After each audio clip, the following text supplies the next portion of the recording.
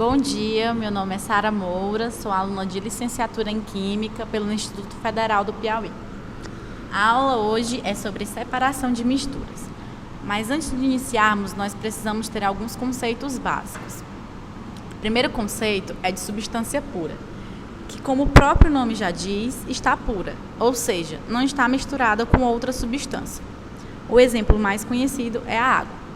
Já a mistura é uma porção de matéria que corresponde à adição de duas ou mais substâncias puras.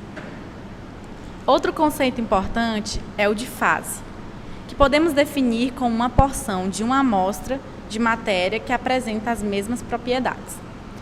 No recipiente 1, nós temos uma mistura heterogênea com 3 fases: óleo, água e gelo.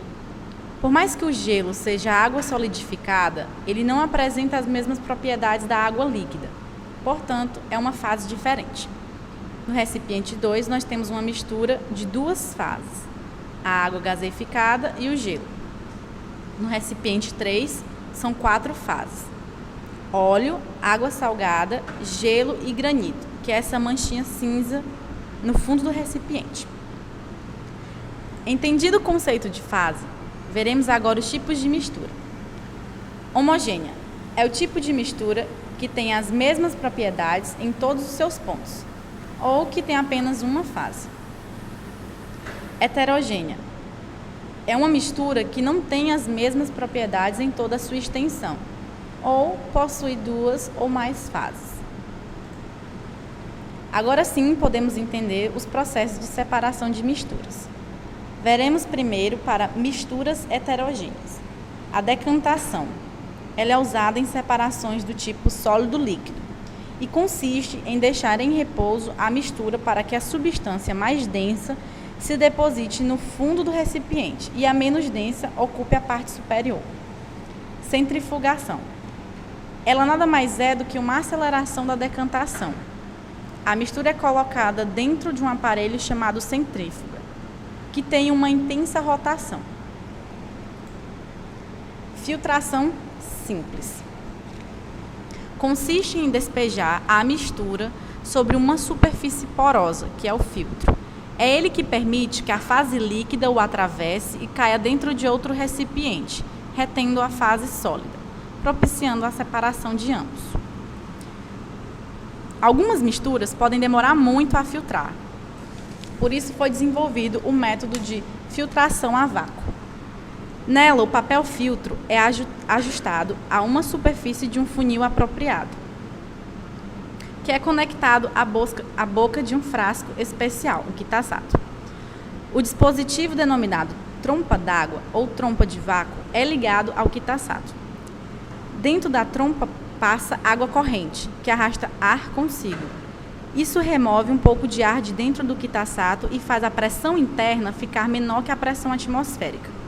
Consequentemente, a pressão atmosférica força a fase líquida da mistura a passar mais rapidamente pelo papel filtro. Funil de bromo ou funil de decantação. É usada para separar misturas do tipo líquido-líquido. A mistura é colocada dentro do funil. A torneira é ligeiramente aberta, permitindo o escoamento gradual da fase inferior, que é recolhida em outro frasco. Fechando-se a torneira, no momento em que a fase inferior acabou de escoar, consegue-se a separação de ambas as fases. Dissolução fracionada.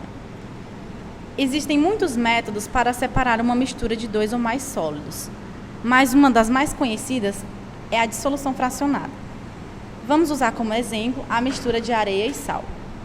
Primeiramente, adiciona-se água para que ela dissolva o sal. Depois a mistura é filtrada, ficando assim a solução de água e sal separada da areia. Se for de interesse obter o sal novamente, é só colocar a solução para evaporar. Aí a água sai, ficando apenas o sal. Agora vamos utilizar o exemplo da água do mar para explicar o processo de separação em uma mistura homogênea. A evaporação é uma técnica barata, usada para se obter o componente sólido que está dissolvido no líquido, o sal, no caso. O componente líquido, a água, é perdido no processo. Então, ela é usada só quando se há interesse na fase sólida. Esse processo tem uma larga utilização nas salinas, que são instalações nas quais a água do mar é colocada em tanques largos e rasos para que vá evaporando gradualmente. Com a evaporação da água, obtém-se o sal sólido, que passa depois por um processo de purificação ou refino, durante o qual são eliminadas algumas impurezas presentes. Mas e se o interesse fosse obter água pura a partir da água do mar? Nós temos um processo chamado destilação simples. A mistura é aquecida em um balão de vidro e a água entra em ebulição, mas não o sal. O vapor de água passa pelo interior do condensador, que é refrigerado por água corrente. Graças a isso, esse vapor condensa-se. A água líquida isenta de sal é recolhida no recipiente da direita, num Erlenmeyer, e ao final restará sal sólido no balão de vidro. Agora nós temos a destilação fracionada, que é quando nós temos 2 ou mais líquidos, que são mais difíceis de se separar. Ela funciona assim. Ela é só um aprimoramento da destilação simples. Uma coluna de vidro cheia de obstáculos é colocada entre o condensador e o balão na qual a mistura é aquecida. Os obstáculos permitem que o componente de menor ponto de ebulição, aquele que ferve primeiro, com mais facilidade, chegue mais rapidamente ao condensador e destile primeiro. Assim que ele destilar totalmente, destilará o próximo componente líquido da mistura, em ordem crescente de pontos de ebulição, que é recolhido em outro frasco, e assim por diante. Muito obrigada por ouvir minha videoaula até o final. Até a próxima!